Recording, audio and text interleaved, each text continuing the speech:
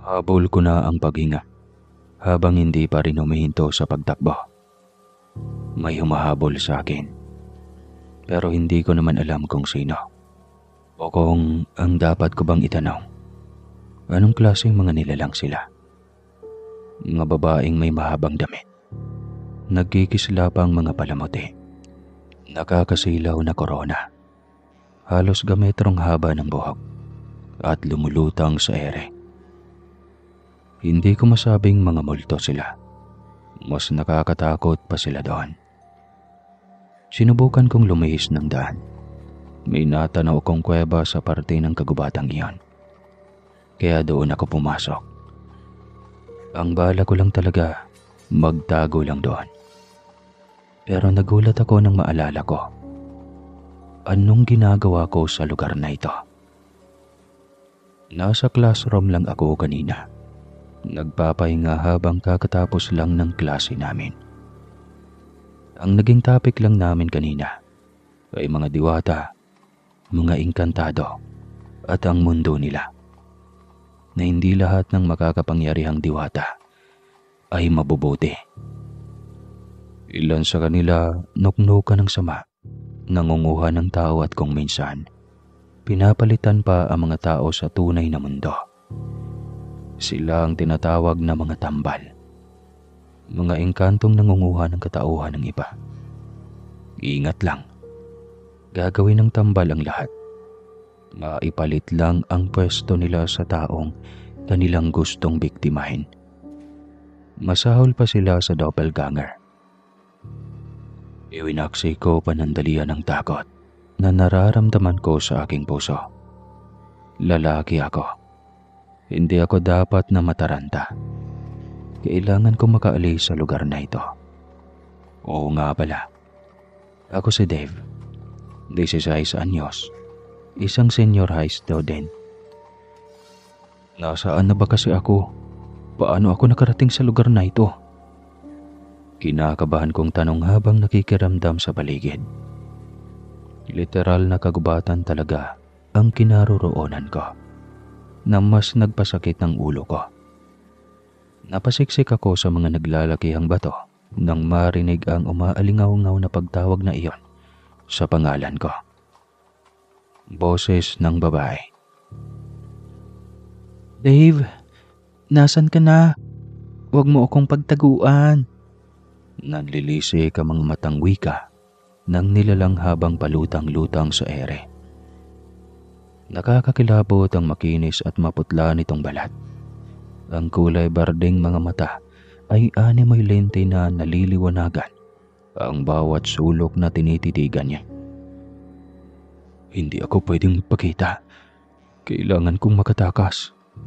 Mahinang bulong ko sa aking sarili habang minamatyaga ng babae. Bala ko lang sana papasukin pa siya sa pinakalooban ng kuweba. Tsaka ako pupuslit palabas. Pero habang hinahanap pa niya ako sa loob, wala na siyang kamalay-malay na nakalayo na ako. Kaso lang, pumalpak ako sa pagtakbo. Narinig niya ang ingay ng natapakan kong tubig at marasyang napalingon sa aking kinaroroonan. Nagtago ka pa, makikita din naman kita. Mabilis siyang lumutang sa aking kinaroroonan at mahigpit niya akong sinakal. Hindi ako kaagad nakagalaw sa labis na pagkabigla. Tila ako'y binangungot ng gising nang makatitigan ang malapusang tuldok sa kanyang mga mata. Pakiusap, pagawalan mo ko. Wala naman akong kasalanan sa iyo. Sigaw ko at nagpumiglas na mula sa pagkakahawak niya. Hindi ko na malaman kung ano ang aking gagawin. Sobrang lamig pa ng kamay niya na tila ba binabad ng matagal sa freezer. Sa tingin mo, pagkakawalan pa kita, hindi ako tanga. Papatayin kita para maagaw ko na ang katauhan mo. Ako naman ang magiging tao. Gulat ako nang umanga ng kay laki ang bibig ng nilalang. Tsaka ako nilamon. Nalunod ako sa kadiliman at nakaramdam ng pagkahulog. Maya-maya pa, narinig ko ang malakas na paghampa sa mesa. Uy! Gising! Sigaw sa akin ng isang pamilyar na boses. Dumilat ako at tumambad na naman sa akin ang itsura ng aming classroom. Hinihingal ako at pawisan. Ilang beses pa akong napakurap bago ko mapagtantong totoong lugar na ang kinaroroonan ko. Nilingon ko ang kaklase at kaibigan kong si Mark na noon ay takang-taka sa nagiging reaksyon ko. Ano bang nangyayari sa iyo? Gago ka. Alam mo bang kanina ka pa ungol ng ungol? Akala ko tuloy may pinapantasya ka na sa panaginip mo eh. Wika niya na ikinasama ng aking tingin. Baliw ka ba? Nanaginip ako. Mali. Binabangungot pala ako. Wika ko sa kanya na ikinatawa ng lalaki. Napailing ako at hinaplos ang namumuong pawis sa aking noo. Akala ko talaga kanina mamamatay na ako. Tumayo ako at hinablot na ang aking bag. Sumunod naman sa akin si Mark. Ang bilis mo namang magtampo, tol. Nagbibiro lang. Teka, ba't lumabas ka na ng classroom? May klase pa tayo ah. Anya na ikinailing ko. Sabi ko sa kanya na hindi na muna ako papasok. Total naman, bakasyon na sa susunod na linggo. Semestral break na. Wala nang bagong ibibilin ang mga teachers namin. Lalo na't wala na din kaming maayos talaga na klase. Kakatapos lang ng exam at nagche-check na lang ng test papers. Uuwi na ako. Pakisabi kay ma'am. Wika ko na ikinatawa niya. Inakbayan ako ni Mark tsaka ako sinabihang idamay ko na lang daw siya sa pag-alis ko. Total naman naboboard na din siya sa kakahintay sa susunod na klase. Hindi na namin pinansin ang pagsaludo ni Manong Guard nang lumabas kami ng gate. May papadaan kasing jeep na kaagad na naming pinara. Pagdarating sa bahay, nadatnan ko sina mama na abala. Nag-iimpake sila ng mga gamit dahil aalis na naman sila ni Papa para sa kanilang trabaho. Sa isang insurance company sila nagtatrabaho at may mga client silang kailangang i-meet sa ibang lugar. Pabor kina mama ang sem break namin dahil mapapauwi niya ako kina tita sa probinsya. Ayaw naman nilang may naiiwan sa bahay, lalo na kaming dalawa ni Mark. Dahil natatakot si na mama na baka magdala kami ng barkada o babae sa bahay at mapatrouble na naman. Nakahanda na ang mga gamit mo, Dave. Bukas, sabay na tayong umalis sa bahay para ako na ang mag-lock ng pinto. Ikaw, Mark, sasama ka ba sa kaibigan mo? Baling sa kanya ni mama. Tumango naman kaagad ang aking kaibigan. Nung isang buwan pa siya nakapagpaalam sa mga magulang niya. Kaya okay na okay kung maaga kaming makaalis. Wala naman akong reklamo kung sa probinsya na muna ako tumambay. Kapag narito lang din kasi ako sa bahay, halos oras-oras akong tatawagin ni mama for sure. Hindi siya papayag na hindi ako makapaglinis. At baka maubos ang sem break vacation ko sa pag-aastang kasambahay. Matapos mapag-usapan ng mga pinagkasundoan namin ni Mark, maaga kaming natulog. Walang gaanong binilin sa akin sina mama at papa. Maliban sa kailangan kong tumawag muna sa kanila bago ako uuwi ng lungsod. Kinaumagahan, maaga akong bumangon at naghanda. Tumawag na din sa akin si Mark at sinabing naghihintay na siya sa labas. Ihatid kami ng papa niya sa Pantalan. Sasakay pa kami ng barko para makarating sa kabilang bayan. At mula doon, hihiwalay na kami. At sasakay na naman ng bangka papunta sa isla ng San Isidro. Sa islang iyon, ipinanganak at lumaki si mama. Dalawa lang silang magkapatid. Siya at si Tita Mande na siyang tutuluyan ko ngayon sa isla pagdating ko doon. Ay, sana naman mag-enjoy tayo sa pupuntahan natin, tol. Alam mo bang tuwang-tuwa si na mama dahil sinama mo ko? Mawawalan daw pansamantala ng pasaway sa bahay namin. Sumbong sa akin ng kaibigan ko na ikinahalakha ko naman. Palibhasa, nag-iisang anak lang kasi si Mark, kaya lahat ng gusto nito nasusunod. Hindi sa kadahilan ng tinatakwil ng mga magulang ang binatilyo, kundi talagang dinadaan nila sa biro ang paglalambing nila sa kanilang anak. Nagpatuloy ang aming biyahe hanggang sa sumakay na din kami ng bangka papunta sa isla. May nakasabayan kaming babae. Sa tingin ko ay kaedad lang din namin ito. Dahil 3 lang naman kaming pasahero ng nasabing bangka, minabuti kong magkapag-usap muna sa kanya. "Miss, saan banda sa Isla San Isidro ang sa inyo?" Tanong ko na ikinalungon niya sa akin. Napansin kong maganda ang babae, pero seryoso ang kanyang mukha. Gusto ko sanang maglibang nun, pero umiral ang pagpapapansin ko nang makitang maganda ang babae. "Sa Gulayan, doon ako nakatira." Tipid nitong wika na ikinatango ko naman. Madali naming malaman ang bawat pamilyang nakatira sa isla. Kami naman ni tita, sa prutasan kami nakatira, kung saan hitik sa bunga ang bawat puno at halaman sa paligid namin.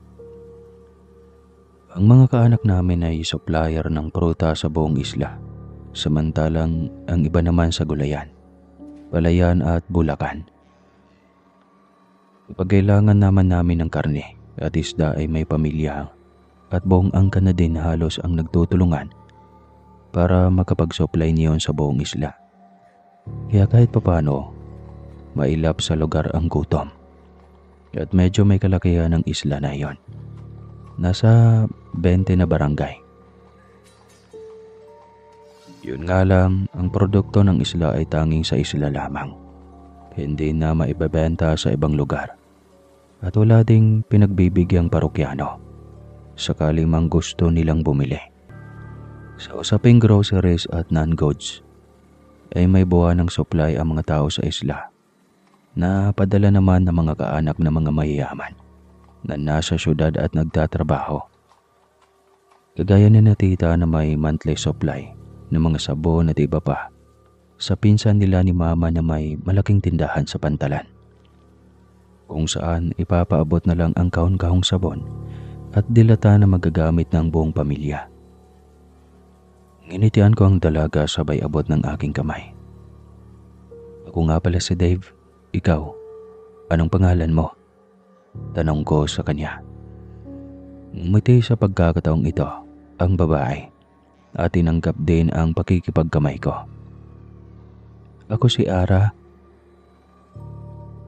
Wika niya na ikinaliwanag ng mundo ko kahit maaga na. Ninisihan naman ako ni Mark sa kunwari ay deadma sa ginagawa ko. Pero palihim pala akong kinukunan ng litrato sa cellphone.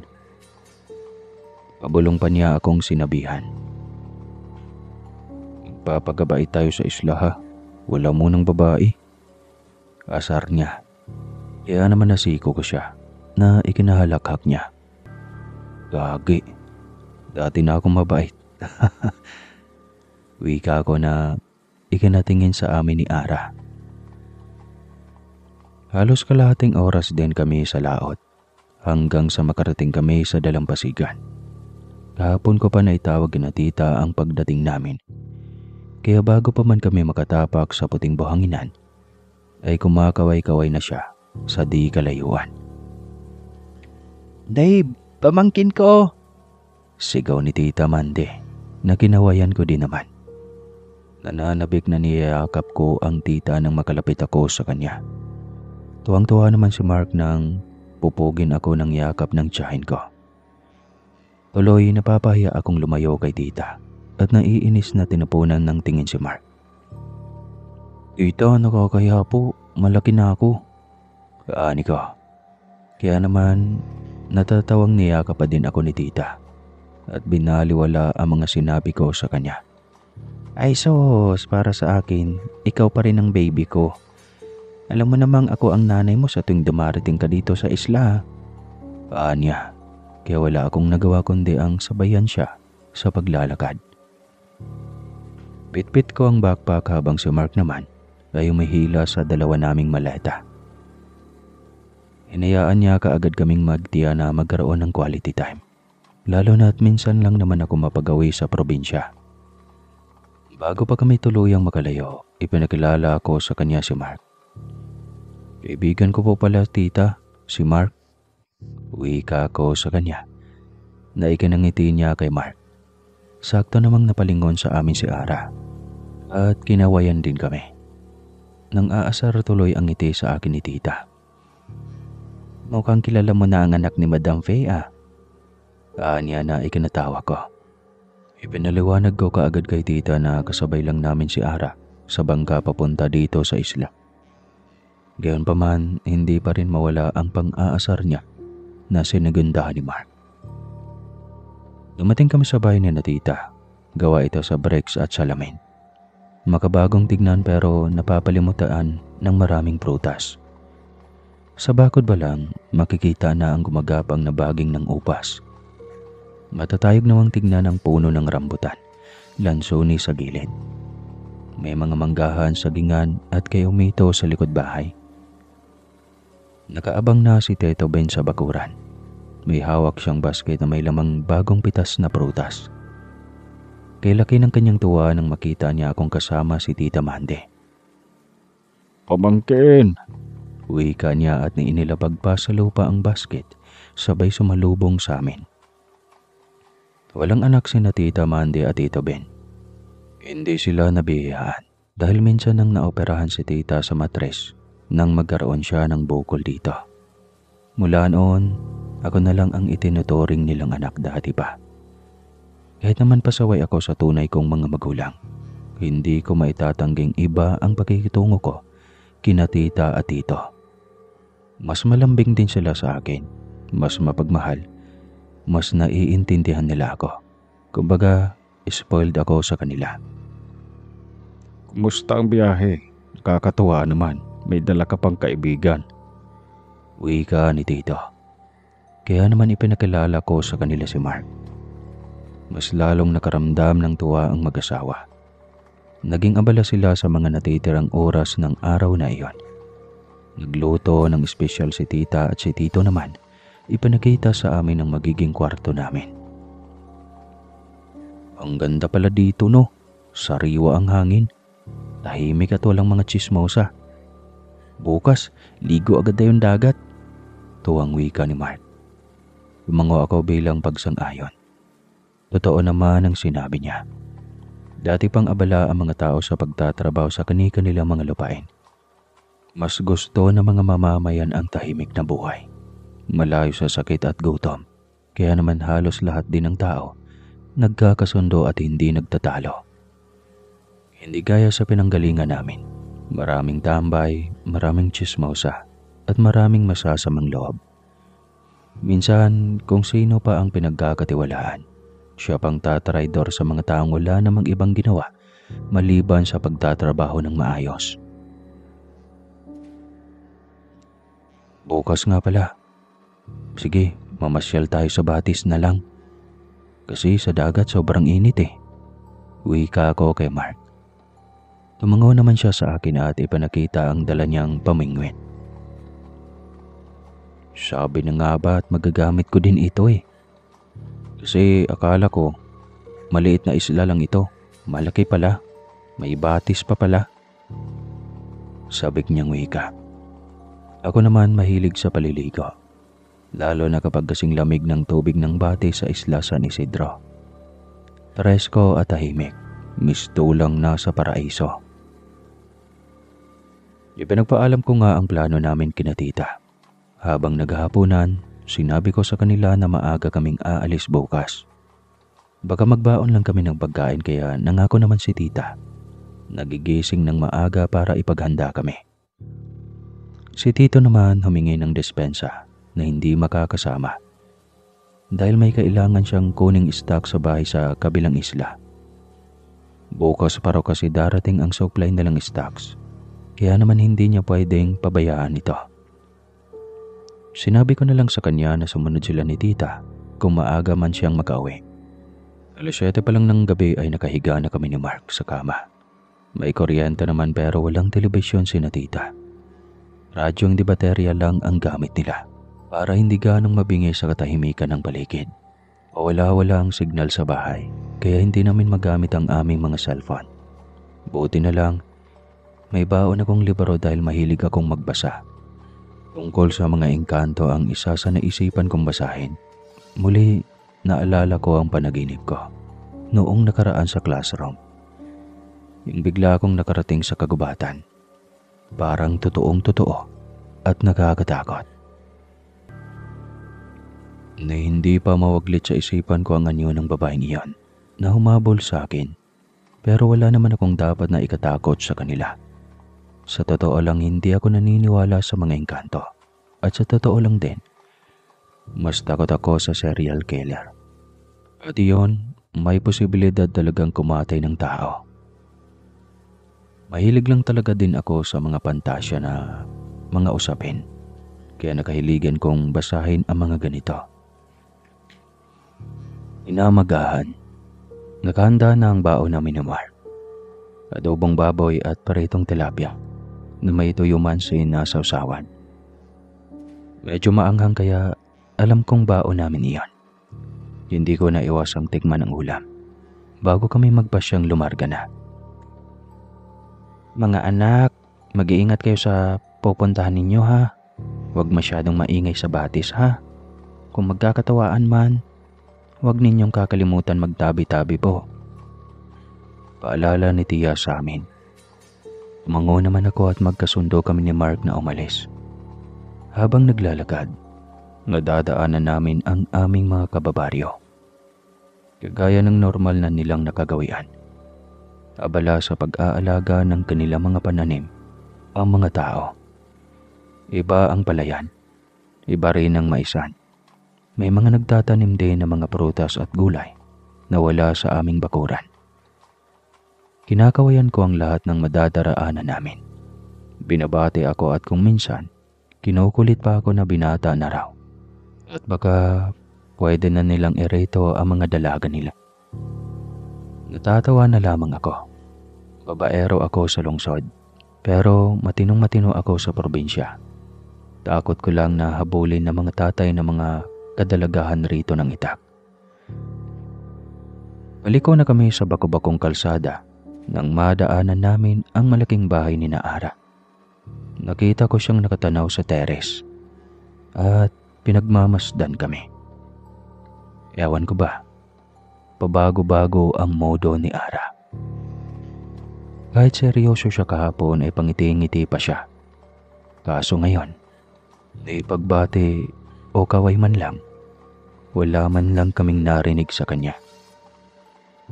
Grabe tol, big time pala yung babaeng nakasabayan natin kahapon sa bangka ano. Ang laki ng bahay nila. Bulalas ni Mark na ikanatango ko naman. Inaliwanag ko sa kanya na iba na kasi ang lugar at sistema ng batas dito sa amin. Isa pa, sa lugar na ito, hindi nakikisawsaw pa ang gobyerno. As long as walang nagaganap na batayan o kaguluhan, walang makikita ni isang pulis o tanod sa lugar. Wala nga kaming barangay chairman kasi nga lahat ng tao may kabahayan. Iniiwasan ng inggit at hindi pagkakaunawaan. Yun nga lang, madalas na napagkakamalang may mga kakaibang lahi ang mga tao sa amin. Dahil ang iba ay hindi nakikihalubilo sa ibang tao. Kakaalam ko siya ang anak ng pinakamayaman dito sa isla. Nabanggit nga pala kahapon ni tita. Tipid kong wika, kaya naman napatango lang si Mark. Nagpatuloy kami sa paglalakad hanggang sa makarating kami sa batis. Tuwang-tuwa kaming nagtampisaw doon at nagkarerahan sa tubig. Pareho kaming swimmer ng aking kaibigan, kaya walang pagsidlan ang aming katuwaan. Nasa kalagitnaan kami ng kasayahan nang dumating si Ara sa batis at galit na galit kaming sinaway. Ano bang ginagawa ninyo? Uwi ka ng dalaga sa tonong naiinis. Nakapamewang pa ang babae at masama kaming tinignan. Napilita naman kami ni Mark na umahon sa tubig at lumapit sa kanya. Sasagot na sana ako kaso hindi ko siya maawat sa muling pagsasalita. Hindi kayo dapat nag-iingay dito. Kung tutuusin, igalang ninyo ang kalikasan. Hindi lang tayo ang nasa paligid. Karamihan sa kanila nakikinig sa atin. Kapag nakikita nilang wala naman pala tayong pagpapahalaga sa katahimikan at kasaganaang binigay nila, ay nakahanda silang bawiin ang mga ito sa atin. Bulong niya na ikinakunot ng noo ko. Hindi ko siya maintindihan, pero malinaw na tungkol sa ibang nilalang ang gusto niyang sabihin sa akin. Sino bang tinutukoy mo? Ang mga engkanto ba? Inosenteng tanong ko na ikinalaki ng kanyang mga mata. Napalingon-lingon pa siya sa paligid, para bang sinisigurado na walang ibang nakakarinig sa amin. Huwag mo silang papangalanan. Nababaliw ka na ba? Mabilis mo silang ma-attract kung babanggitin mo kung anong uri sila. Totoo ang mga nilalang na sinabi mo. Madalas silang nalalagi sa lugar na ito. At kung kaya nila, baka mabihag pa nila tayo. Muling wika ni Ara na mas lalong nagpalito sa amin. Si Mark na hindi na nakapagpigil. Sumabat na sa usapan namin. Anya, maganda sana si Ara. Kaso lang para daw may saltik. Sinabi naman ni Ara na hindi niya kami pinipilit na maniwala. Ang sa kanya lang, wag daw kaming pakampante. Tuloy, hindi na namin na-enjoy ang aming paliligo. Humantong na lang kami sa pagkain na dala naming baon. Habang si Mark naman, tahimik na lang na namingwit. Ingat na makagawa ng ingay. Baka masaway na naman kami ni Ara. Inaya ko ang babae na kumain. Tumanggi siya pero naupo pa rin sa harapan ko. Mahina niyang sinabi na humihingi siya ng paumanhin sa ginawa niyang pagsaway sa amin. Hindi niya kagustuhang gawin iyon. Kaso lang, pagdating niya kahapon, naabutan niyang umiiyak ang kanyang lola. Nawawala raw ang pinsan niya matapos maligo sa batis. 3 araw na daw ngayon. Hinahanap na nga ng ilang kakilala at kaanak nila. Pero wala naman silang nakita. Ang sabi ng albularyo sa aming lugar, hindi na raw mahahanap ang katawan ng kanyang pinsan. Dahil kinuha na ng elemento. Nangilabot ako sa sinabi niyang iyon. Kaya pala binilinan kami kanina ni tita na huwag masyadong mag-ingay sa batis. Baka may alam na siya sa nangyayaring ito. Kaya naman nagpasalamat na lamang ako kay Ara dahil pinaalalahanan niya kami. Makalipas ang ilang oras, nagpasya na kaming umuwi. May nakuhang isda sa bati si Mark. Tuwa niya itong ipinakita sa akin o sa amin. Parang normal lang iyon kay Ara. Hindi na niya kasi kami pinansin. Habang naglalakad pa uwi, napansin kong nagiging makulimlim na ang paligid. Huminto sa paglalakad si Ara, kaya napagaya kami sa kanya. Naitanong ko pa nga kung ano ang problema, pero sabi niya, huwag na lang daw akong maingay. Pinagkaramdaman namin ang paligid. Nagulat ako dahil may narinig nga kaming nagsisigaw sa di kalayuan. Sinubukan kong hanapin ang ingay na yon, pero pinigilan ako ni Ara. Huwag ko na daw tangkaing sundan. Pumiling ako at sinabi sa kanya na paano kung kailangan ng kung sino ang tulong. Hindi naman pwedeng pabayaan na lang namin ito. Paano kung sa susunod, kami naman ang mangangailangan ng tulong? Kaya kung dumating ang panahon na hahayaan na lang din kami ng kung sino kapag nasa kagipitan kami. Kaya walang nagawa si Ara, kundi ang sumama sa amin nang magpasya kami ni Mark na habulin ng kung sino mang humingi ng tulong. Nagulat ako nang sa kakatakbo ko. Nakarating kami sa mas masukal pang parte ng kagubatan. Alam kong nasa likuran ko lang si Mark, pati na si Ara. Pero hindi ko magawang huminto dahil sa takot. Unti-unting nagiging pamilyar sa akin ang lugar na kinaroroonan namin. Yung kagubatan sa panaginip ko, sigurado akong ito na nga iyon. Pero paanong nangyaring napanaginipan ko ang lugar na ito? Kahit hindi ko pa nakakabisado ang nasabing lugar. Bigla akong sinagilahan ng takot nang maalala ko ang umabol sa aking nakalutang na babae sa panaginip ko. Dito yun banda, sigurado ako. Kaya naman ang kaninang mabibilis kong hakbang, biglang bumagal. Maging sina Mark at Ara ay nagtataka sa mga ikinikilos ko. Bakit ka huminto? Akala ko ba may humihingi sa atin ng tulong? Tanong ni Mark na sinigundahan naman ni Ara. Sinabi ko naman sa inyo, nililinlang lang tayo ng mga nilalang. Ginagamit nila ang malasakit natin sa kapwa para madala nila tayo sa masukal na lugar na ito. Talagang gusto ninyong mapapahamak.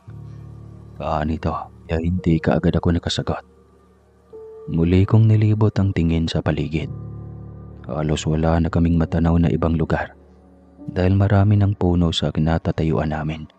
Hindi ko na rin marinig ang lagaslas ng tubig mula sa batis. Kaya napagtanto kong malayo na kami doon. Mukhang naliligaw na tayo pansin ni Mark. Kaya naman napailing ako. Huwag naman sana. Lalo na't napapansin ko na din ang bahagyang takot sa mukha ni Ara. Kailangan na nating umuwi. Kapag nagtagal pa tayo rito, siguradong may mangyayaring masama sa atin. Baka dito na nanahan ang sinasabing mga elemento ni Lola. Hintakot na wika ni Ara. Kaya wala akong nagawa kundi ang bumalik kami sa pinanggalingan namin kanina. Sa awa naman ng Panginoon, nakauwi kami ng ligtas sa aming mga tahanan. Kaso lang hindi na ako natahimik pa ng mga sandaling iyon. Nagising ako isang gabi na maingay sa labas ng bahay.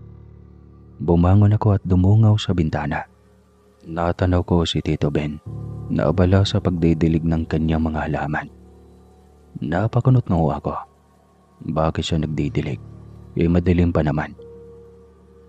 Dahil nga nawala na ang antok ko, pinili ko na lang na lumabas din ng bahay at nagkapagkwentuhan kay Tito. Naabutan ko siyang nagliligpit na ng pandilig nang makalabas ako papunta sa balkonahe. Tito, gabi pa. Nagdidilig ka na ng halaman? Tanong ko na ikinahinto niya sa ginagawa. Lumingon siya sa akin tsaka ngumiti. Ikaw pala, Dave. Anong ginagawa mo rito? Matulog ka na. Wika niya kaya naman nanibago din ako. Iba kasi ang tono ng pananalita ni Tito. Para siyang ibang tao. Hindi rin naman niya ako tinatawag na Dave noon, kundi iho lang. O di kaya ay pamangkin. Gustuhin ko man siyang tanungin tungkol doon, ay hindi ko na lamang isinatinig. Nararamdaman kong iba siya sa gabing iyan. Hindi ko na lang ito binigyan pa ng pansin. Inaumagahan, habang nagkakape kami ay nabanggit ko kay Tita ang tungkol sa pagdidilig ni Tito Ben ng mga halaman kagabi. Nagtaka siya dahil hindi naman daw lumalabas ang tito simula nang matapos kaming maghapunan. Sumama raw ang pagkaramdam nito at hindi na nakabangon pa. Kaya minasahe ito ni Tita at saka pinainom ng gamot. Nagtaka ako ng gusto sa kanyang sinabi. Hindi pala si Tito lumabas kagabi. Sino ang kausap ko sa balkonahe? Natawa-tawa naman akong tinakot ni Mark. Saka sinabing baka naman multo iyong taong kausap ko. Mas lalo akong natawa. Sinabi ko kay Mark na alam naman niyang hindi ako naniniwala sa multo. Kaso lang sumabat kaagad si Tita sa usapan. Kung hindi raw ako naniniwala sa mga hindi nakikita ng normal naming mga mata, kahit wag na lang namin silang gagawing katatawanan. Anya pa, kung hindi ako nagsisinungaling sa sinabi ko tungkol sa kausap kong inakala ko nga na si Tito Ben, ibig daw sabihin, nagpapagala-gala lang ang mga nilalang na ito sa dilim. Ang nakita ko raw ay isang uri ng engkanto na tawagin na lamang nating tambal. Ang mga tambal ay maihahambing sa isang doppelganger. Sila ang mga uri ng nilalang na ang sabi ng mga ninuno natin ay pumapatay ng tao kapag nagpapang-abot ang parehong kamukha nila. Ang tambal naman ay iba. Sila ang mga nilalang na nang-aagaw ng katauhan. Pinapalitan nila ang bawat tao sa pamamagitan ng panggagaya ng mga tambal sa anyo ng napupusuan nilang agawan ng katauhan. Heto pa ang twist. Dahil ililigaw muna ng tambal ang isang tao, tsaka siya pupuslit para iwanan ito. Paunahan lang sila kung sino ang unang makarating sa bahay. Siya nang manatili doon, at ang naiwan naman, engkanto o ang mismong tao, ay makukulong sa kawalan habang buhay. Grabe, nakakatakot. Hindi na kailanman makakaalis. Mananatili siyang pag-alagala at papangalan ng espiritu sa kagubatan. Natakot ako sa sinabi ni tita. Parang ganoon din ang nangking panaginip ko. Tungkol sa babaeng palipad-lipad sa ere. Walang ibang ginawa kundi ang habulin ako hanggang sa tuluyan akong mapagod. Mukhang magkakatotoo ang mga panaginip ko ngayong nandito na ako sa isla. Sana lang talaga walang mangyaring masama sa akin o kay Mark, maging kina tito at tita. Kaya naman para matahimik na ako, nagpaalam ako kina tita na pupuntahan ang pinakamagaling na albularyo sa Bulacan o yung sa mga bulaklak. Kailangan ko siyang hinga ng mga pangontra para hindi kami basta malapitan ng mga nasabing nilalang. Sumama sa akin si Mark at nadamay pa si Ara nang mapadaan kami sa kanila. Ayon sa dalaga, siya man ay kailangang sumama dahil may kailangan din siya kay Mang Ambo. Ang mga pangontrang nauna ng binayaran ng kanyang lola. Kung ganoon, umalis na tayo. Malayo pa ang bahay ni Mang Ambo. Nasa dulo pa ng islang ito. Uwi ka ako at tumalima naman ang dalawa. May tricycle si na tito na ginagamit nila sa paghatid ng kanilang mga gulay sa dalampasigan. Ito ang sinakyan namin para hindi na kami masyadong mapagod sa kakalakad. Kahit paano naman, hindi lahat ng daanan papunta doon ay maayos. May parating masukal at mabato. Kaya kinakailangan nilang bumaba para itulak ang tricycle. Ako naman ang naiiwan sa Manabela para magmaneho. Hapon na nang dumating kami sa kabilang parte ng Bulacan. Namangha kami nang tumambad sa aming harapan ang sari-saring mga bulaklak. May mga sunflower, orchidea, at iba't ibang kulay ng rosas. Ang ganda dito, parang paraiso no? Wika ni Mark na hindi na namin pinansin. Dumiretso kami sa bahay na naroroon at nagulat nang sumalubong sa amin si Mang Ambo. Aniya, kanina pa raw niya kami hinihintay. Pasok. Alam ko kung ano ang kailangan ninyo. Tutuwa ako pero nag-aalala din sa pagpunta ninyo dito sa bahay ko. Hindi niyo dapat iniiwan ang mga magulang ninyo nang walang proteksyong asin. Bulalas pa ng matanda, kaya nagkatinginan kaming tatlo. Ngayon ko lang nalaman na natatakot pala ang mga engkanto sa asin dahil buong akala ko pangontra lang iyon laban sa mga aswang. Umiling sa Mang Ambo tsaka sinabi ang asin ay universal na pangontra laban sa mga masasamang elemento. Ako daw pala dito ang mga multo, engkanto, aswang, at maging mangkukulam. Ipinaliwanag ko kay Mang Ambo ang nakita kong tambal, nakahawig ng aking tito. Nagsagawa siya kaagad ng pagtatawas para sa mga pangyayaring iyon. Ayon kay Mang Ambo, nasa dalampasigan si tito nang matanaw siya ng tambal na nagkukubli sa iilang bakawan na nasa tubig. Nakaramdam siya ng inggit sa buhay na meron si tito at pinapangarap niyang maging kagaya nito. Noong gabing iyon na masama ang pagkaramdam ng aking tiyuhin, nakahanap ang tambal ng paraan para magaya niya ang mukha ng aking tito. Sabi pa ni Mang Ambo, wag lang daw silang magpang-abot at natatakot siya sa magiging resulta. Lalo na at mas malakas pa naman ang tambal kaysa kay tito. Hindi ko akalain na may mga engkantong maiinggit sa amin Kung tutuusin nga, mas pinagpala sila. Hindi sila maaapi ng kahit sino dahil sa taglay nilang kapangyarihan. Marami silang kakayahan, bakit nanaisin pa nilang maging isang simpleng tao? Sagot naman ni Mang Ambo, totoong makapangyarihang nilalang ang mga tambal, pero nabubuhay daw sila sa kagubatan. Walang ibang makikita doon kundi mga kahoy at ang tahanan lang ng tambal. Kapag namamatay sila, nagiging puno lang at hindi kailanman naaalala. Kaya iyon ang hinahanap ng mga tambal, kaya sila nagnanais na maging tao. Gusto nila ng atensyon. Gusto nila ng naaalala. Kahit papano naman, ang mga tambal ay nagkagaya din ang kilos ng isang tunay na tao. Mas magaling na bersyon na kanilang ginaya ang pwede nilang ipakita.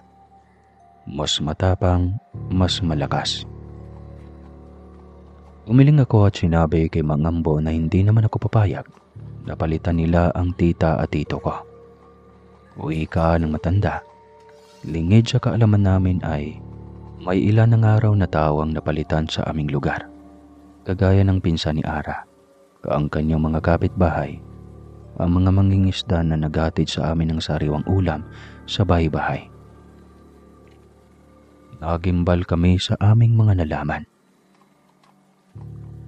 Pero Mang Ambo, nawawala ang pinsan ko noong isang araw pa. Paano naman siya mapapalitan ng tambal? Takang tanong ng dalaga. Kaya natuon ang atensyon ko sa sasabihin ni Mang Ambo. Ayon sa matanda, dinukot pa raw ng tambal ang pinsan ni Ara, tsaka iniligaw sa kagubatan. Kinopya ang kanyang itsura at siya ngayon ang uuwi sa bahay nila para magpakilalang pinsan ni Ara. Hindi pa naman patay ang lalaki, pero nangihina na ito ngayon dahil sa matinding lamig at gutom. Umiling naman si Ara. Aniya, hindi siya papayag na dumating na lang basta ang kung sinong tambal para gambalain ang tahimik nilang paninirahan. Kailangan niyang iligtas ang kanyang pinsan. Tumango naman kaagad kami sa kanyang sinabi. Ako man, nakahandang labanan ang kumopya sa mukha ni Tito para lang mailigtas sila. Hindi ko naman masabing malas ang pagpunta namin sa lugar na ito dahil may mga nangyayaring kababalagan. Pero naisip ko, tama lang na narito ako dahil ako ang kikilos para sa aking mga tita at tito. Umuwi kami matapos bigyan ng mga pangontra ni Mang Ambo habang binabagtas ng tricycle ang bako-bakong kalsada. Nagsalita si Ara. Hinto ninyo sa may kakahuyan. Kailangan kong hanapin ang pinsan ko. Hindi ako papayag na manatili na lang siya sa kakahuyan habang buhay. Uwi ka niya kaya napatingin ako sa dalaga. Likas siyang may katapangan na hindi nakikita sa iba. Bumilib ako dahil hindi man lang siya nagpapakita ng takot laban sa mga engkantong pwede naming harapin. Sasamahan ka namin, di ba Mark? Tanong ko sa aking kaibigan na ikinatango niya naman kaagad. Sabi naman ni Mark, curious daw siya sa kung ano ang tunay na itsura ng mga tambal. Kung bakit sila nakakapanggaya ng mga tao. Pumikit ako at inalala ang mga sinabi ni Mang Ambo kanina. Mga nilalang daw na nagkukubli sa dilim ang mga tambal. Hindi sila kailanman nasisinaga ng liwanag. Kapag may nagugustuhan silang tao, ay ginagaya nila kaagad. Hindi kaya mga taong putik ang mga nilalang na iyon? Tanong ni Ara na pareho naming kinakabit balikat ni Mark. Hindi kami sigurado sa parteng iyon. Pero ang kailangan naming malaman, kung saan banda ang kanilang tinuturing na tahanan.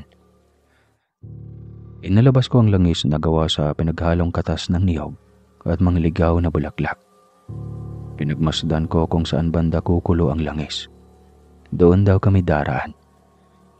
Nang mangyari nga iyon, ay ganaon ang kasiyahan namin ng may banda sa kakahuyan ang kumulo ang langis. Nagpasya na akong ihinto ang tricycle sa isang tabi. tsaka bumaling sa aking mga kaibigan. Mukhang dito na tayo patutungo. Wika ako. Naglakad kami ng naglakad hanggang sa tuluyan na nga kaming makarating sa animoy sangang daan sa gitna ng kagubatan.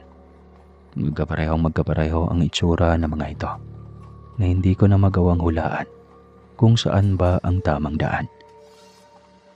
Basta ang alam ko lang kung saan kukulo ang langis, naroon ang presensya ng mga tambal.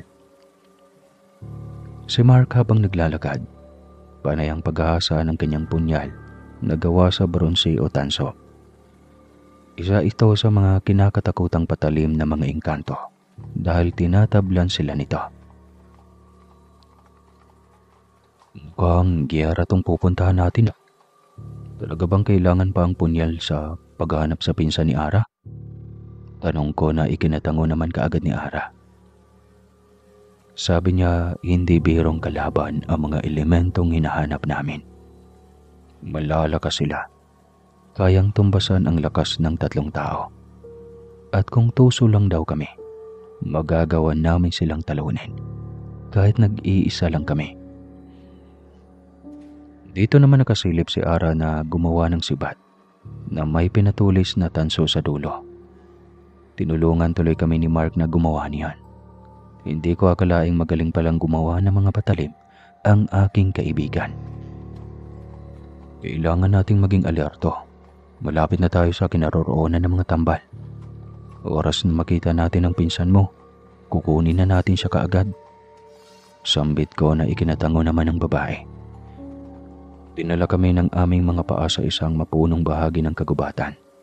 Halos gahita ng laki ng mga ugat ng bawat puno rito. Malamig at medyo madilim na. Umanda kayo. Kailangan nating magtago. Bulong kong wika sabay akyat sa pinakaunang puno na nasa aking harapan. Nagulat pa ako dahil pati si Ara marunong palang umakyat ng puno. Nang mapansin niyang nakatitig ako sa kanya, ay tinanguan lang niya ako. Sabay-sabing wag daw akong magtaka. Bata pa lang siya, marunong na daw siyang umakyat, manguha ng buko sa bakuran nila. Maya-maya pa natahimik kami nang makarinig ng ingay.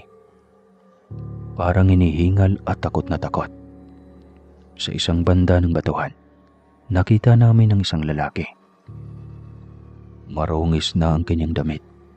May mga gasgas sa tuhod at magulo ang buhok. Nagulat si Ara nang makilala niya ang binatilyo. Ayon sa kanya, yun na ang pinsan niya. Lalapitan na sana nila ang binatilyo nang mapagpasya nilang bumaba ng puno, kaso lang may nakasunod pala ritong lalaking hawig na hawig sa pinsan ni Ara. Mas malinis lang ang itsura, matapang at mukhang malakas. Pinakinggan nila ang naging pag-uusap ng mga ito. Ib, akala mo talaga matatakasan mo pa ako. Huwag ka na kasing magpagod kahit kailan. Hindi mo na matutuntun ang totoong daanan pa uwi. Dito ka na mamamatay at hindi ka na makakaligtas pa. Pero huwag kang mag-alala. Ako naman ang papalit sa iyo sa kinaroroonan mo. Kaya kong maging ikaw at angkinin ang buong pagkatao mo. Sigaw ng lalaki na ikinagilabot ko. Totoo nga ang mga tambal. Mukhang desperado silang makakuha ng mga taong aangkinin nila ang mga katawan. Pati na nga siguro ang pagkatao. Kung sa akin nangyari iyon, ay hindi ako papayag. Hindi pwedeng kung sinong nilalang lang ang aangkin sa binuo kong katauhan ko. Wala sa sariling lumundag ako mula sa pinanggalingan kong puno. Galit at matapang kong pinagmasdan ang peking jeep na noon ay tinitignan ako mula ulo hanggang paa. Ang totoong jeep naman, mangiyak-ngiyak na lumapit sa akin sa kayumakap. Sinambit pa niya ang pangalan ng Panginoon at nagpasalamat dahil dumating din ang tulong na matagal na niyang hinihintay. Kuya, kung ikaw nga ang makakatulong sa akin na makalabas sa impyernong ito, taos puso akong nagpapasalamat. Wika ng lalaki sa akin, kaya naman nginitian ko siya. Binulong ko sa kanya na huwag siyang mag-alala. Kasama ko ang ate Ara niya. Mas lalong naluha si Jeb. Nanatili lamang siya sa aking likuran. Humalakak naman ng kay lakas ang nilalang. Sa isang iglap, nagbabago-bago ang kanyang itsura. Kung sinong-sinong tao ang nakikita ko sa kanyang mukha. Ilang sandali pa, gayon na lang ang pagkataranta ko. Ginagaya na din niya ang mukha ko. Hayop ka. Maruming klase ka na nga lang ng nilalang. Abusado ka pa. Papatayin kita. Masamang elemento. Singal ko. Mas lalong ikinahalakak ng nilalang sa aking harapan. Maya-maya niyang ginagaya naman ang mukha ni na Mark at Ara. Kaya naman pala, dahil nagpakita na din ang aking mga kasamahan at nanatili sila sa aking likuran. Yakap naman ni Ara ang kanyang pinsan. Ang mabuti pa, lumayo na muna kayo. Ara, subukan ninyong hanapin ang daan palabas. Kami na ni Mark ang bahalang makipaglaban sa tambal na to. Wika ko na mariing itinatanggi ni Ara. Hindi raw siya papayag na iwan ako at si Mark dahil malaki ang utang na loob niya sa amin. Sinabi ko sa kanya na bumawi na lang siya sa pagbibigay sa amin ng prutas para lang wag na siyang magmatigas. Ang totoo naman talaga niyon.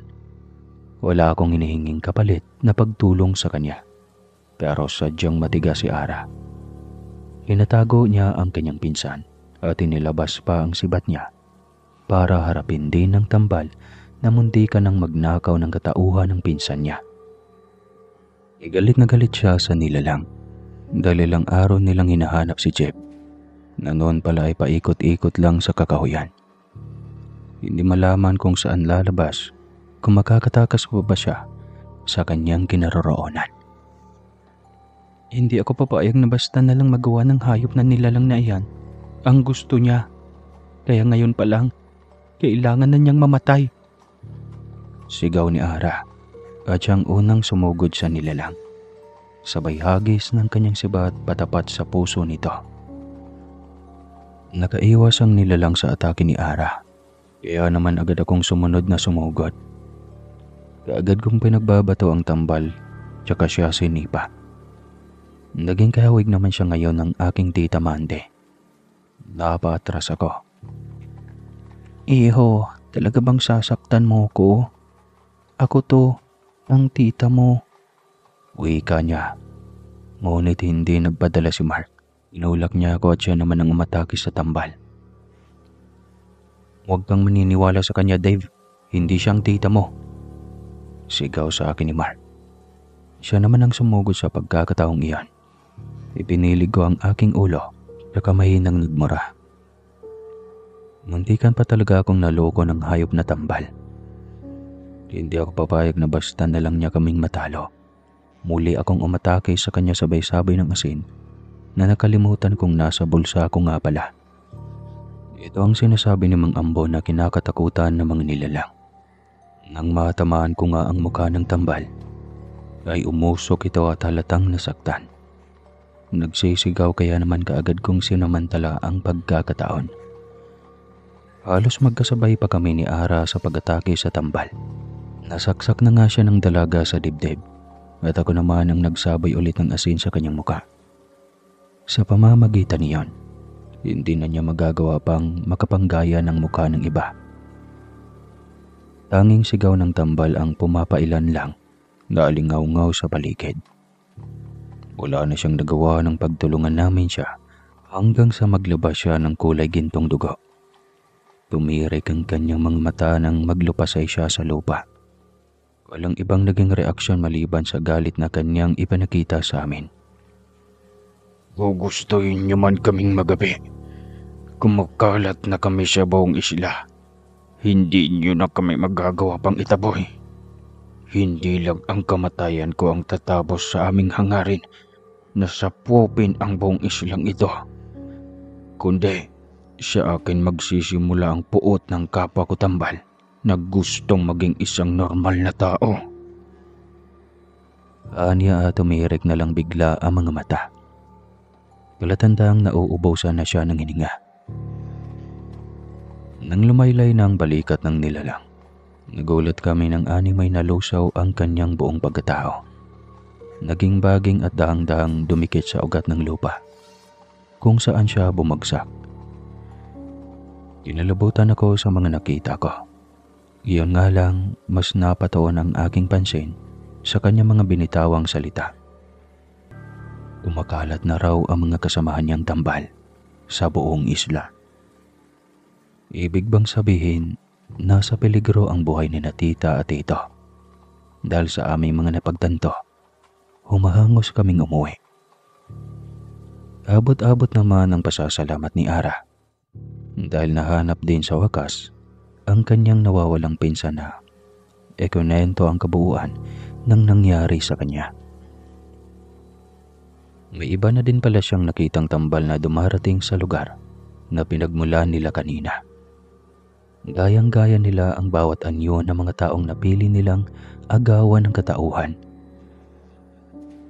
Narinig pa niyang nananatiling bihag ang mga nasabing mamamayan dahil hindi naman sila pinatay.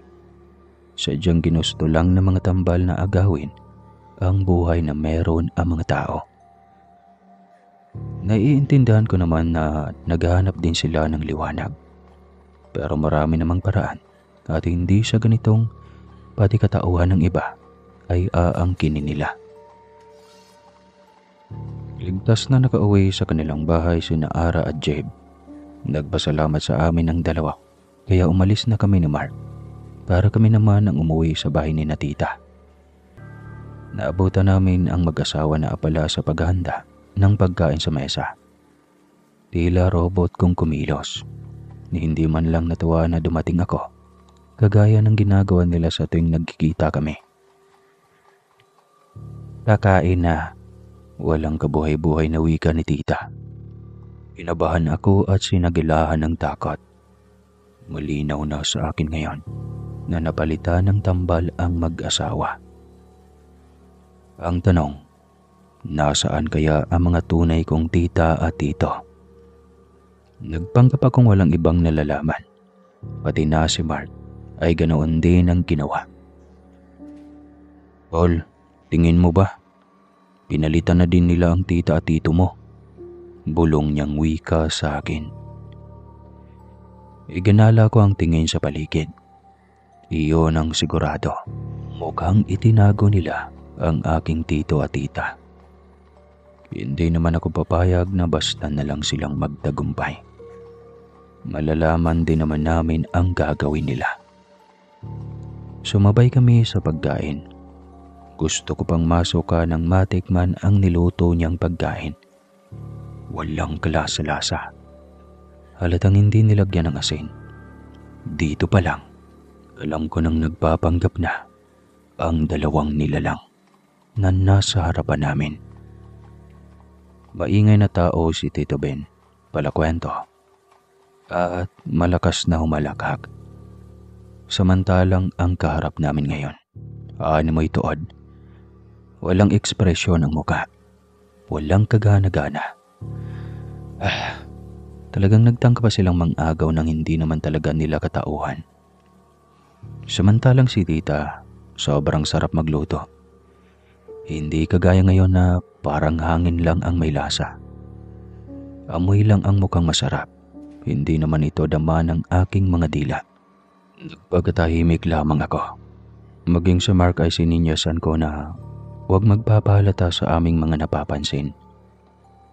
Kailangan wala silang maisip na pagdududa. Alam ko sa kaunting pagkakamali namin ay pwede kaming mapahamak. Lalo na ang mga mahal ko sa buhay. Pagkatapos, mo'y normal lang na tumayo ang pekeng tita Mande at niligpit pa ang mga pinagkainan namin. Gigil na gigil kong ikinuyom ang aking kamao.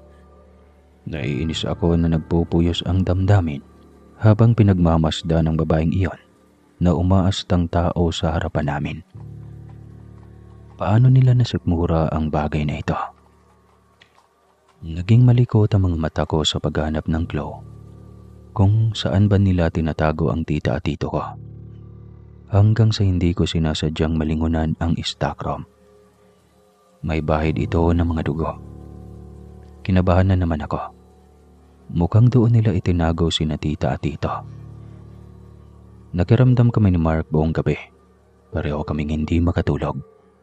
Natawa pa ako nang makitang umaastang tunay na mag-asawa ang tambal at dinidiligan ang mga halaman kahit gabi na. Bumangon ako sa aking higaan. Walang imik namang sumunod si Mark. "Anong gagawin natin?"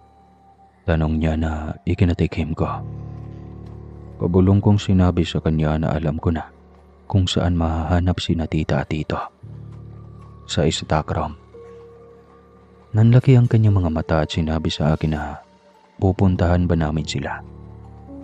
Tumango ako, pero kinuha ko muna ang itak ni tito na nakasabit sa dingding malapit sa kanilang kwarto. Minsan lang ginagamit ang nasabing itak. At ang dinig ko pa noon sa aming mga ninuno, pamana raw iyon ng kanilang mga lolo at lola na dating mga antingero. Sa katunayan, ilang masasamang elemento na din daw ang natalo sa nasabing itak dahil may nakahalong proteksyon ng itak na pwedeng sumugat at pumatay sa mga engkanto, aswang o mangkukulam. Siyempre, maliban na iyon sa mga multo. Dahil alam ko naman na mga kaluluwa lang sila. Patihad kaming bumaba hanggang sa makarating kami sa stock room. Abala pa rin ang dalawa sa pagdidilig ng halaman. Kaya naman sinamantala ko na ang pagkakataon. Binuksan ko ang pinto ng stock room. Halos maiyak ako nang makita ang nakahandusay na si Tito Ben. Habang panay naman ang iyak ni Tita Mande. Gayon na lang ang tuwa niya nang makita kami. "Diyos ko, salamat naman at ligtas kayo. Akala ko hindi ko na kayo makikita pa, iho." Nanginginig na wika ni tita. Tsaka ipinaliwanag ang mga nangyari kaninang umaga habang wala kami sa bahay. Basta na lang may pumukpok sa ulo ni tito at umandusay siya sa sahig.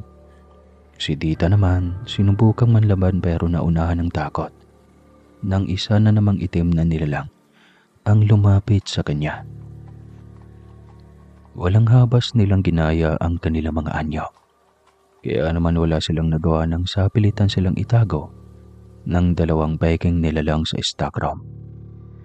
"Huwag kayong mag-alala tita, lalabanan namin sila. Basta dito lang kayo, huwag kayong lalabas. Kami na ni Mark ang bahala sa kanila. Hindi nasisikatan ng araw ang mga nilalang na iyon." Gigil kong wika. Kinuha ko ang asin sa kusina. Mabuti na lang talaga. Hindi pa nila naisipang i-dispatcha ang mga ito. O marahil, wala pa silang kaalam-alam sa mga pangontrang pwedeng gamitin laban sa kanila. Maging ang pinto ng stock room, binudburan ko ng asin. Nang sa pamamagitan niyon, ay hindi nila malalapitan sina tito at tita. Nang papasok na ang dalawang uwad, kampante na kaming naupo sa sofa ni Mark. Sinadya naming hintayin ang pagpasok nila.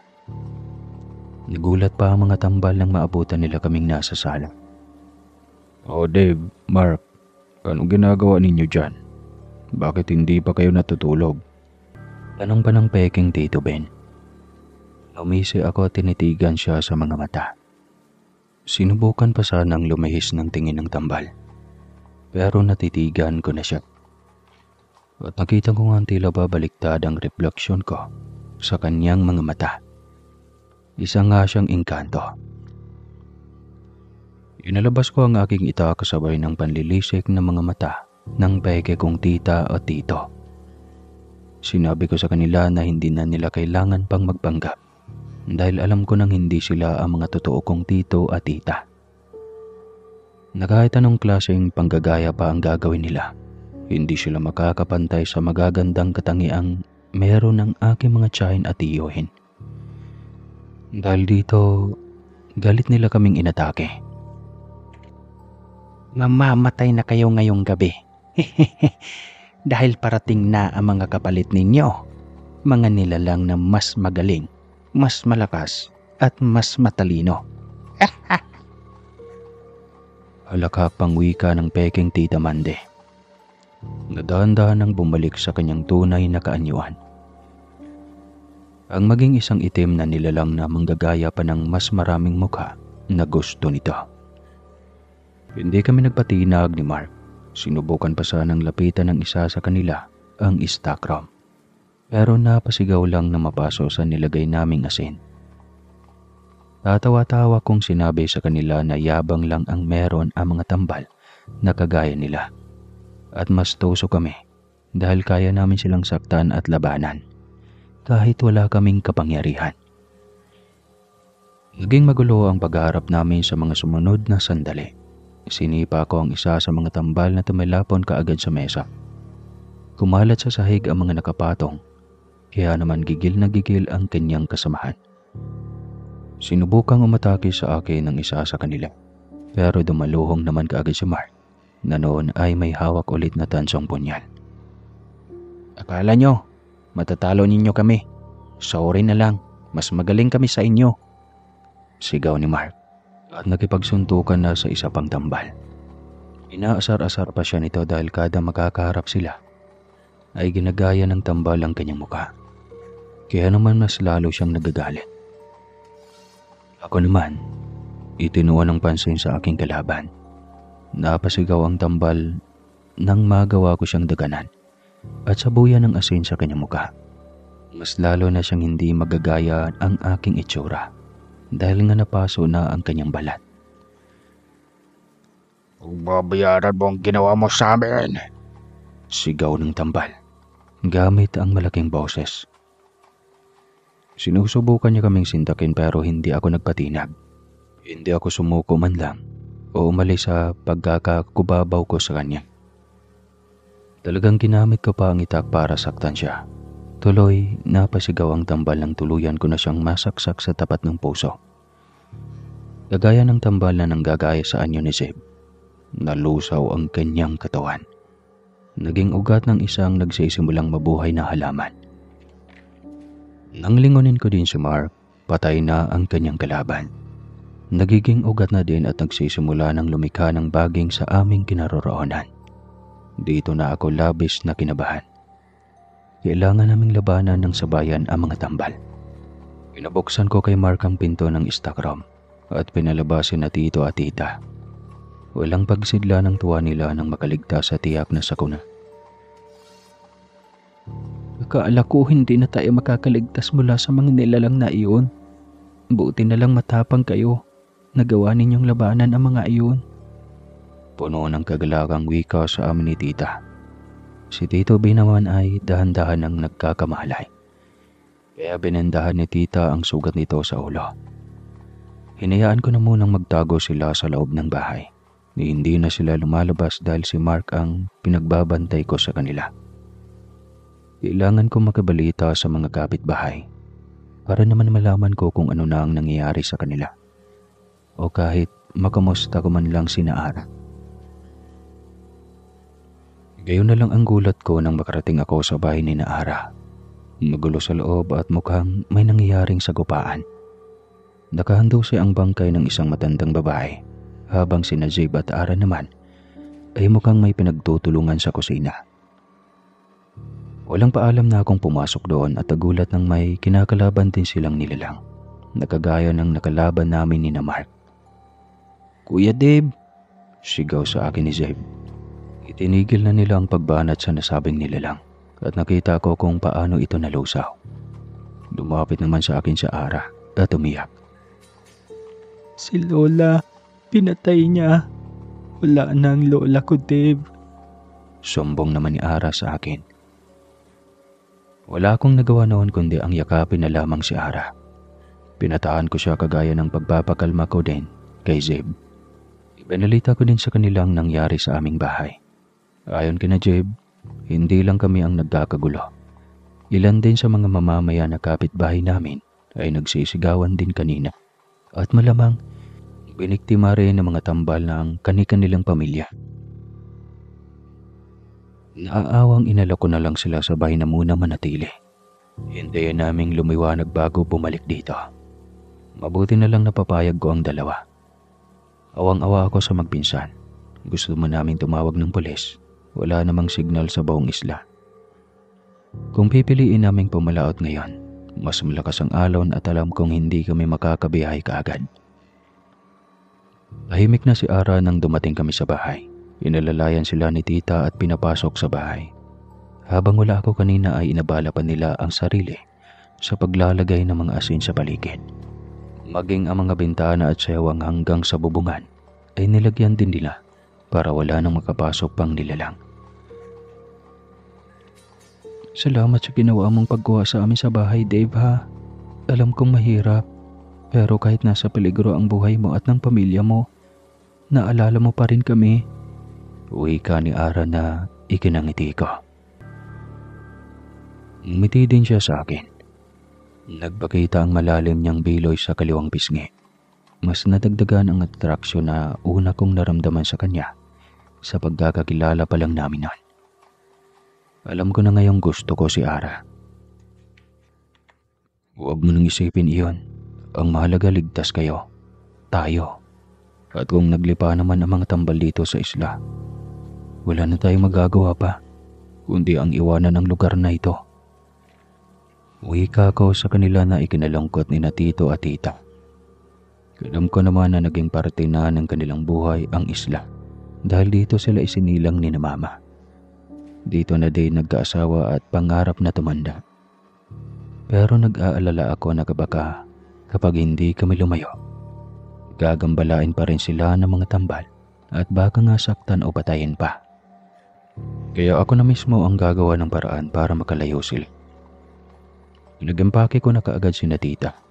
Ang balak namin, pumalaot na pagsapit ng umaga. Hindi na kami pwedeng magtagal pa dahil ayon sa kwento ni tita, hindi titigil ang mga tambal hanggat hindi nakahanap ng mapagkokopihan nila ng mukha. Sumapit ang umaga at nakaramdam ako ng kahungkagan. Ang pananabik na makapagbakasyon kina tita dahil sem break naman ay napalitan ng kalungkutan. Ayaw pa naman nila na tumira sa amin dahil nahihiya kina mama. Para sa akin, mas maiging ang yung nasabay sila kasama namin. Dahil pamilya naman kami at mas mabuti na din ang magkakalapit. Sina Ara naman ay may condo unit sa Maynila kung saan pwede na silang manirahan doon nang hindi na bumabalik pa sa isla. Pasensya na kayo kung kailangan nating gawin to, tita, ha? Ayaw ko lang naman kasing mapahama kayo eh. Malungkot kong wika sa kanya. Napayo ko naman si tita. Aniya matiwasay at maayos naman sana ang kanilang buhay. Pero dahil sa mga sakim na tambal, nawasak ang magandang paraiso na kanilang nilikha. Wala naman akong masabi dahil totoo ang lahat ng aming mga pinagdaanan sa kamay ng mga tambal. Para gumaan ang kanilang nararamdaman kahit papano, nagsuhestyon ako sa kanila na magpahinga na at malapit ng mag-umaga. Hindi na kami pwedeng magbalipas pa ng isang gabi rito, lalo na at alam kong ang mga masasamang elemento ay nasa paligid lang at naghihintay ng makadakma sa amin. Nung sumapit ng umaga, nagising ako na wala sina Mark at Jabe sa tabi ko. Pupungas-pungas akong bumangon. Nang tignan ko ang aking relong pambisig, pasado 10:00 na ng umaga. Naalarma ako at nawala kaagad ang antok. Kailangan kong tipunin si na tita, Tito, Mark, Ara at Jabe. Hindi na sila pwedeng lumayo pa dahil aalis na kami. Marami naman sigurong bangka sa dalampasigan na pwede naming magamit. Kakaunti lang ang populasyon sa isla. Sa tingin ko nga, 200 lang ang mga residenteng naninirahan doon. Ito ang dahilan kung bakit walang krimen, walang away at gulo. Maliban na nga lang ngayon na ginagambala kami ng mga tambal. Lumabas ako sa sala at nadatnan si Mang Ambo na kausap ni na tita. Nagpasalamat din ako na ligtas siya, kaya naman kaagad ko siyang binati. Tumango si Mang Ambo at sinabi sa akin na aalis na raw pala kami ngayong araw sa isla. Aniya, nalaman niya ang dahilan kung bakit nanggagambala ang mga tambal. Isang matandang babaylan daw ang sumira sa kanilang portal, kaya nagagawa nilang makalabas at magkapaghasik ng lagim. Ang masama pa doon, kalahati ng populasyon ng mga residente ang napalitan ng katauhan ng mga tambal.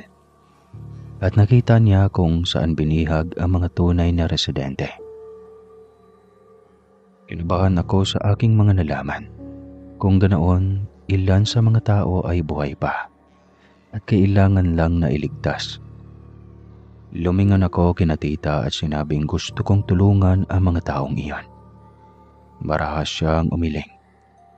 Hindi raw nila mapapatawad ang kanilang sarili kapag may nangyaring masama sa akin. Pero tumayo sa tabi ko si Ara. Sabi niya kung tutulong ako kay Mang Ambo na maisara ang portal, hindi raw niya ako iiwan. Gagawa na din daw siya ng paraan na maipagiganti ang lola niyang pinatay talaga ng mga tambal. Hindi rin niya tatakasan ang kanilang tahanan. Mas maraming magandang alaala na bubuo sa kanyang pagkatao. Bumili ba ako sa tapang na meron si Ara? Walang nagawa si na tita nang sumama kami ni na Ara at Mark. Si Jeb naman ang naiwan kasama sila. Pero mananatili sa bahay. Sila ang mauunang papalaot para maghanap ng tulong. Kahit papano nakahinga ako ng maluwag. Sigurado na ang kaligtasan ni na tito at tita. Ang kailangan lang namin, gawin ang sinasabi ni Mang Ambo nang sa gayon, higupin na ng tuluyan ng portal ang mga tambal na nagpapanggap na tao. Sa kakahuyan kami nagtungo. Inilabas ko ang itak habang inahanda naman ni Ara ang kanyang sibat. Si Mark naman, nakaumang ang makintab na dulo ng kanyang tansong punyal. Tatapusin na natin ang lahat. Hindi na sila pwedeng magasik pa ng lagim. Magbabakasyon pa kami ulit ng kaibigan ko dito sa isla. Sigaw ni Mark, kaya napangiti ako. Kahit seryoso na nga ang gagawin namin, maloko pa din si Mark. Ang nakakagbilib lang sa kanya, hindi siya dawag at lalong hindi niya ako tinangkaman lang na iwan. Pagdarating namin sa sangang daan na narating na namin, humarap sa kaliwa si Mang Ambo. Inilabas niya ang kanyang kandila at puting manok. Inaalay ito sa hindi niya pinapangalanang diwata at nagdasal. Nagulat ako at akala ko naman, labanan ang magaganap sa pagitan namin ng mga tambal. Pero walang nangyaring labanan. Sa halip, lumitaw ang babaeng eksaktong nakita ko sa aking panaginip. Magandang babaeng may mahabang damit, nagkikislapang mga palamuti, nakakasilaw na korona, halos gametrong haba ng buhok at lumulutang sa ere. May suot siyang korona at nakakasilaw ang liwanag na nasa paligid niya. Hintakot akong umatras pero nagsalita. Sa harap ko ang babae. Huwag kang matatakot, binata. Hindi ako nananakit. Bagkus, kabaliktaran ako sa nakikita mong lagim na taglay ko sa panaginip mo. Uwi ka nito na ikinalunok ko. Lakas loob kong tinanong sa kanya kung sino siya. Nasinagot naman niya na siya raw si Lira, ang diwatang nangangalaga ng batis. Siya din ang responsable sa pagbabantay ng mga nilalang kagaya ng mga tambal na tumakas sa kanyang pangangalaga. Kailangan niyang ibalik sa kinaroroonan ang mga tambal para magawa na nila ang kanilang responsibilidad bilang mga elemento. Ikinumpas ni Lira ang kanyang kamay at nagbalabas ng nakakasilaw na liwanag. Pinrotektahan ko ang aking mga mata, gayon din ang ginawa ni na Ara at Mark. Napansin naming tila ba may kung anong mahika ang liwanag na nagagawang higupin at palutangin ang mga tambal na nagpapanggap na totoong tao. Lahat sila pumasok sa butas na nilikha ng diwata na marahil papunta sa kanilang mundo. Ang galing, nahigop sila kaagad. Bulalas ni Mark na nasa tabi ko. Manghang-mangha kami sa aming mga nakikita. Yung ibang nagpipiglasang mga tambal ay wala namang nagawa. Dahil kahit ano pang panlalaban nila ay para silang alikabok na winalis pabalik sa pinanggagalingan nila. Nang mawala na ang liwanag, may bumukas namang malaking sewang sa kahoy na nasa harapan namin. Doon naman lumabas ang mga binihag na residente ng isla. Halos lahat sila, parang natutulog na gising. Napaiyak pa si Ara nang makita ang kabilang sa mga naglalakad. Ang lola niya na buong akala ng dalaga ay namatay na. Ipinaliwanag ni Diwatang Lira na ang namatay na ginang sa bahay ng magbinsan ay tambal din pala, na nakipag-agawan sa kapwa niya tambal para maagaw ang katauhan ng tunay na lola nila. Ayon pa sa Diwata, kusang uuwi sa kanilang bahay ang mga tao at matutulog. Sa kanilang pagising, magiging normal na ang lahat at hindi nila maalala ang kanilang mga pinagdaanan. Tipong magigising lang sila sa isang masamang panaginip at hindi sila magkakaidaya na ang lahat ng naganap sa kanila ay totoo. Sa parte naman ni Tito at Tita, tiwala naman si Diwatang Lira na hindi namin siya ikukwento sa kanila.